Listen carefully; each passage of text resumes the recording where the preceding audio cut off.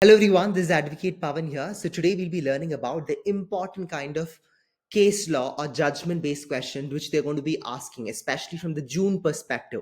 So is what we'll be covering up for today. All the important, question based we'll be covering up in a detailed and elaborative manner. So what I've done is I've given the question, I've given the options, I've told which answer is the same and which case law they've given the same and what could be the situational base question they can ask for it. I'm also given everything. So all the thing I just require you is about please listen carefully because it's very important for your upcoming exam. Now let's get started. Before I read the question, I'll go with the situation example, then I'll go and explain the concepts. Okay. After a robbery, Pavan runs away from the town. Police finds him missing and suspect him. Kamal, the lawyer, argues running away does not mean he is guilty. Maybe he was scared. The court agrees absconding adds suspicion but does not prove him guilty without corroboration. Very simple. I've come, like for example, if there is a robbery and then I'm running away, okay, I'm running away from the town.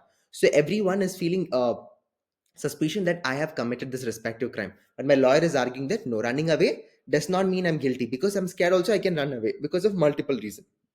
So court has also said the same that just running away does not prove that I'm guilty. Okay, let's read the question. Now, in a murder trial, the prosecution relies on the accused absconding after the crime, along with the last seen evidences and recovery of the weapon. The accused argues that absconding alone cannot prove guilty. Which proposition is correct? Four options is given, and the answer is very simple. I'll go with the direct option, that is option C. Absconding is a relevant fact under section 8 but must be corroborated by the evidences to establish the guilty. That means absconding is relevant, okay, but I should prove that that is also leading that towards that I'm guilty. So it was held in which case? It was held in the case of Chetan versus the state of Karnataka. Chetan versus the state of Karnataka. The court held that absconding is relevant fact under section 8 as it shows conduct consistent with the guilt, but it must itself not conclusive evidences. I hope that is very clear for you. Now, second option is about agreement to sell and ownership rights. What is it? Agreement to sell and ownership rights. There are four options being given. The in Vinod Infra Developers Ltd versus the Mahavir Lunia. What did the court hold? An agreement to sell does not transfer any title unless followed by a suit of a specific performance and registered under the sale deed. I'll do an example, then I'll explain the concepts. Kamal agrees to sell his plot to Pawan. So Kamal, what is he telling? He's agreeing to sell his plot to me. Okay. Kamal agrees to sell his plot to Pawan, signs an agreement. Okay, but never registers the deed. Later, Pawan claims the ownership. The court says, Pawan, no registration, so no ownership. The agreement alone gives you a right to sue, not right to title. Very simple. Kamal agrees to sell his plot to Pawan. So Kamal is agreeing to sell his plot to me and signs an agreement. So he will sign an agreement with me, but never registers the deed. He will never register the deed, but he will just sign the agreement. Later, Pawan claims ownership. Later, I'm telling that I'm the owner of this particular land. Okay, the court says, Pawan, if there is no registration, then there is no ownership. The agreement alone gives you a right to sue, not a right to title. So that agreement which we have signed, no, which Kamal agreed to give it to me, that will give me a right to sue, but that will not give me a right to title. I will not be the complete owner, but it will just give me the right to sue him. So as you've observed in this particular case, Vinod Infra Developers Ltd versus the Mahavir Lunia and ORS case, what did the court hold? An agreement to sell does not transfer any title unless followed by a suit for an agreement to sell does not transfer any title unless followed by a suit for specific performance and registered sale date. I hope that is very clear for you. Now, third question. I'll go with the situation, then we'll explain the concept. Pawan threatens Kamal, a shopkeeper, saying, pay me rupees 10,000 or I will hurt you. Kamal files a complaint. Even though Kamal didn't pay, Pawan is guilty because fear and threat themselves amount to extortion. Okay, very simple. I'm telling Kamal that you pay me rupees 10,000 or else I'm going to hurt you. Okay, Kamal will what will do? He will file a complaint against. Kamal is going to file a complaint for the same. Okay, Pawan is saying that, bro, if you don't pay me 10,000, I'm going to shoot you. Kamal is going and file a complaint. So, do you think that am I held liable for it because I have not done anything? Okay, will I be held liable? Yes, because that fear itself is basically an extortion. If an accused threatens a shopkeeper with a knife demanding rupees 10,000 monthly, but the shopkeeper refuses and complains, can the accused be convicted under section 387 of the IPC? The answer is yes. That is, Yes, since the threat itself constitute the offense. So it was in which case it was held Balaji Traders versus the state of UP. Okay, very simple. So section 387 of the IPC says about what punishes putting any person in fear of death or grievous injury for extortion, irrespective of whether the money changes hands. Okay, the threat itself constitute the offense. So if you're creating a threat, that itself will become an offense. It comes under which section? Section 387 of the IPC. Next example. Kamal files his domestic violence complaint just before the 3 years mark. 3 year mark. Okay, Kamal files his domestic violence complaint before the 3 years mark. The magistrate takes it up to 2 years later. Pavan, accused, says it's too late. The court says no. Kamal filed it on time. That's what matters. Okay, very simple if you observe. A complaint under section 498A of the IPC, 3 years limitation is filed on the last date. But cognizance is taken in 2 years later due to the backlog. Is it a time bar? The answer is no, since the complaint was filed within the limitation period. So very simple, there is a limitation for any case to happen. Okay, so there is a limitation even for a contract law. It says that the limitation period is for 3 years. Similar way, for any kind of limitation, generally it happens for 3 years. Now, if you are basically filing the application or the case at the last end of the third year, can you still do it? Yes, it is still possible. Okay, because the date of filing the complaint or institution of the prosecution determines limitation under section under the 468 of the CRPC, not the date of cognizance of the magistrate. So very simple. So the limitation will not be ending if you're filing a case within the 3 years time period. This is the fourth question. Fifth question is what? Now, Pavan sends Kamal a letter saying, pay dues in 7 days or I will take you to the court. Kamal argues, but it's not titled legal notice. The court says, doesn't matter. It conveyed the legal intent, so it counts. So very simple. Now, for example, there is a fight between me and Kamal about something that he has taken money or property, something is there. I'm sending a legal notice, but the problem is, under that legal notice, there's no heading called as legal notice. I'm just sending it directly. Will that, oh, you know what is a legal notice? So before we file a case, we'll send a notice to another person telling that, bro, if you don't do this particular thing, I'll take you to the court. Now, will that be considered as a legal notice? Yes, that will be considered as a legal notice, because a notice need not to be titled legal notice. Any written communication conveyed the default, possible legal steps, and intent to sue is valid. The substance, not the label, matters. So in the Kamal Nehru Memorial Trust versus the UPSIDC, which statement is incorrect regarding the legal notice? A legal notice must be explicitly labeled legal notice to be valid. So which statement is incorrect? Okay, which statement is incorrect regarding the legal notice? A legal notice must be explicitly labeled legal notice to be valid. So that is not, legal notice need not be every time written. Like when you're sending a notice, it's not be needed that to be an heading as legal notice. You can send it directly.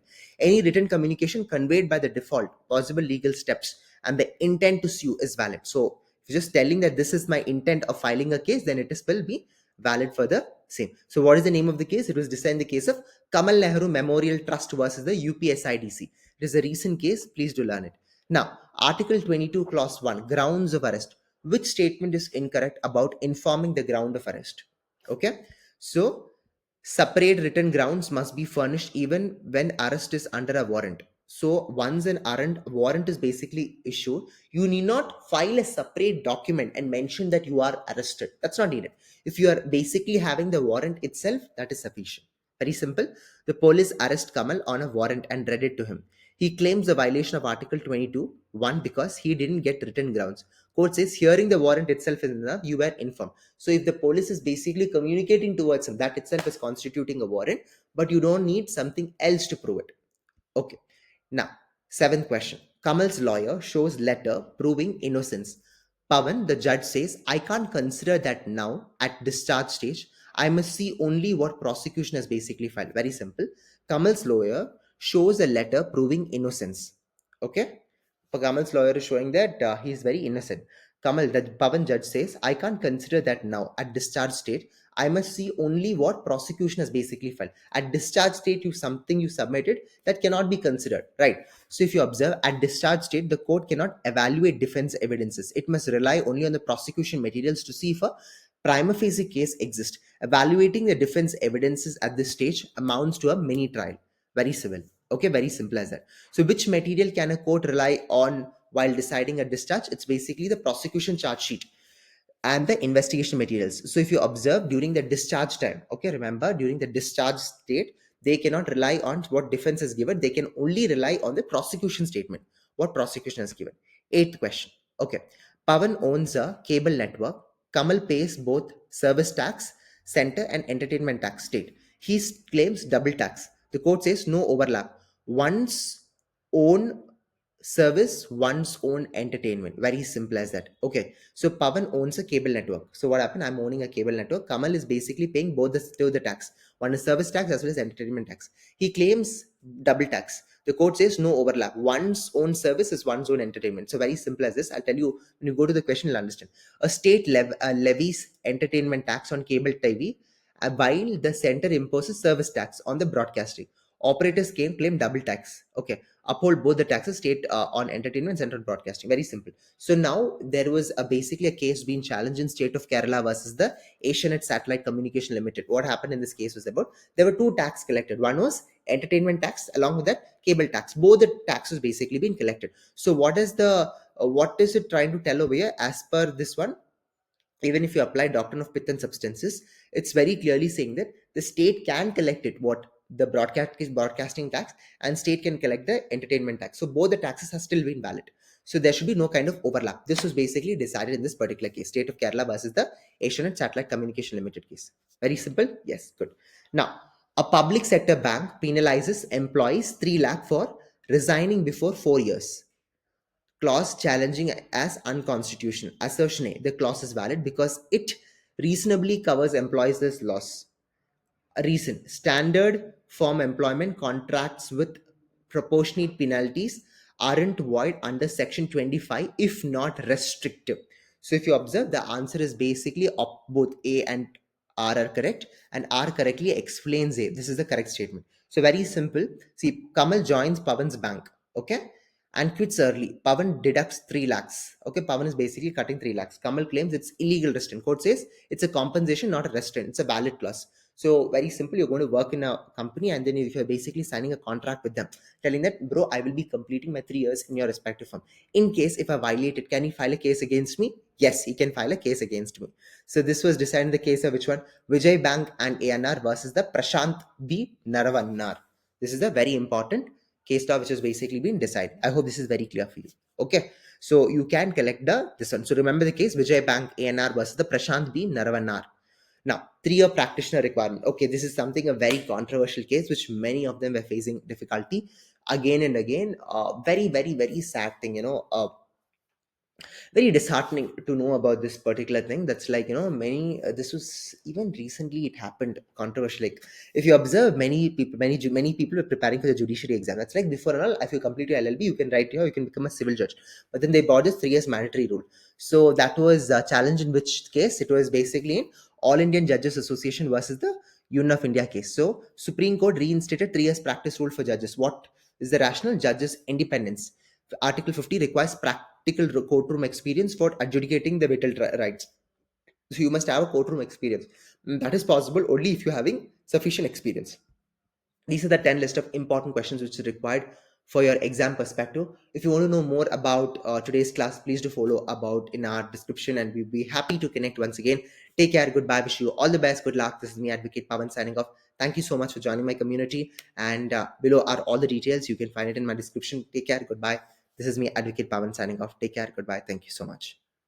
And if you do like this video, please do like, share, subscribe.